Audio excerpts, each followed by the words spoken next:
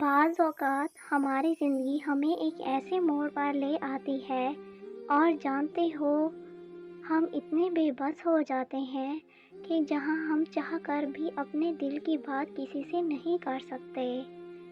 جانتے ہو اللہ تمہیں اس بے بسی کے مقام پر کیوں لایا ہے؟ تاکہ تم اللہ سے رجوع کرو اور یقین سے مانگو۔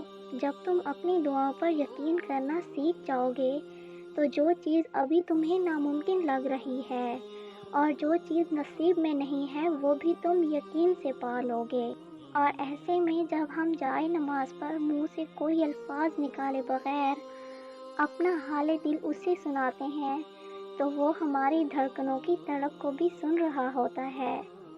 اور جب تم اداس دل لے کر اس کے در پر جاتے ہو اور وہ واحد اللہ کا در ہے جہاں بغیر بلاوے کے بھی چلے جاؤ تو شرمندگی نہیں سکون ملتا ہے۔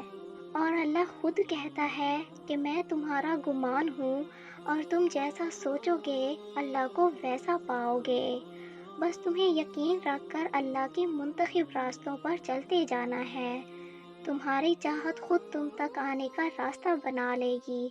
تم صبر رکھو تب تک، کیونکہ اللہ سے لگائی گئی امیدیں کبھی رائے گاہ نہیں جاتی، اور صبر کرنے سے اللہ وہ بھی دیتا ہے جس کی امید نہیں ہوتی، اور مانگنے سے وہ بھی مل جاتا ہے جس کی امید ختم ہو جاتی ہے۔